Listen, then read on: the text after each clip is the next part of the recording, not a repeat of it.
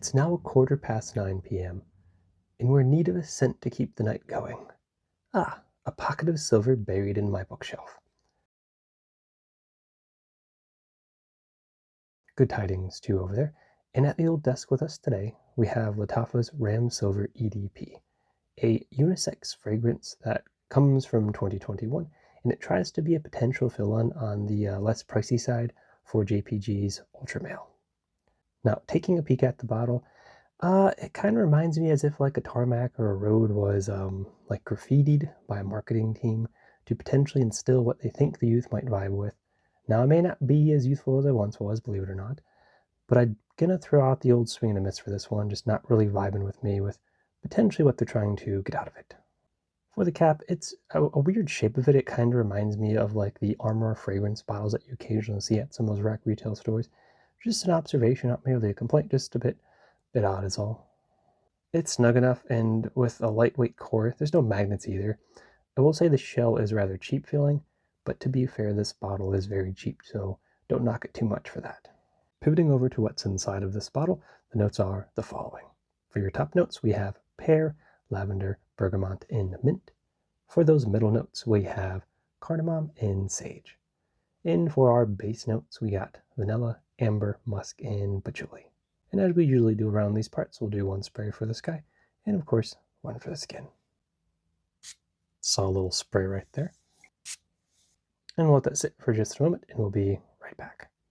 And we are back. Now, the introduction of this scent, as I would say, or like the very beginning of this scent, it's very strong. It has a very strong, almost like a attacking scent profile to it. It's reminiscent of if you if you crossed a pear and a fresh mint cough drop, but then dropped it in like baby powder.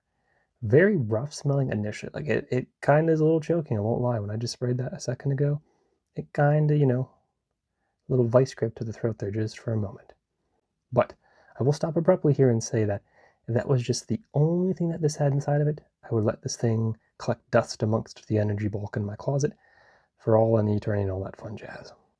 The dry down is kind of the beauty of this scent. It turns it into a rustic vanilla musk that strips away all the negative oils and like breathes life back into the bottle, at least in my opinion. I will mention I have tried out Ultra Male in the past, and I will say the dry down at least of the two, pretty darn close, at least in the same circles. Mayhaps not like a 1-to-1, but I wouldn't call this like a toss away if you're trying to be in the same realm, but for like a lot less coin. Now, jumping into the 4Ps here. For price, it's Cloudcoin. I'm going to just go with Cloudcoin from now on. It's around 14 bucks, give or take. I think you can get this for anywhere from 12 to 14, just depends on where you pick it up from. A very affordable fragrance, even by like Lattafa standard. For performance, its cloud cardio is that of another all-day marathon. It lasts on clothes, it lasts on skin, it lasts in the air. On my skin, it was well over 5 hours. I could still pick it up. And on my clothes, I don't know, you could just stop the clock because the thing kept going and going and going. It's one of those situations again. For projection, its cloud cape is another rather large system that kind of follows you around throughout your day, which for the dry down is very enjoyable. In the beginning, not so much. Just got to get through that little hurdle. And I suppose those around you, at least when you first spray this, sucks to be them, I suppose. For practicality on this one, I am a tad torn. I've worn this in all weather conditions and didn't really have much fuss in any of the time frames. These vanilla musky scents do have a tendency to a little overperform every now and then, but I rather like this one, other than the beginning, of course, which I just want to really emphasize that you got to get over that hurdle, that scratchy, choky, whatever you want to call it. After that, it's a lot more smooth. I will say also this is just a wee bit youthful, if I had to attach a tag to it, of course. Maybe not the best office wear, but not the worst either. I don't see why you couldn't do the more casual. If you want to wear this to work, that is too, or school, probably light on the sprays. With all that being said, I would give this around a 3.75 out of 5 little clouds. It is extremely cheap, but it smells like it belongs in a proper fragrance aisle and not so much in a dollar store throwaway bin. It lasts for way longer than one might expect. It's loud and leaves its presence everywhere. Can be worn in most weathers, at least in my opinion, of course. But you do have to break through that husk of the opening to enjoy the fruits of a very inviting dry down. Overall, it's not too shabby. It is worth a reach from time to time. But if all that doesn't really sound like your jazz, then this probably won't be your jam.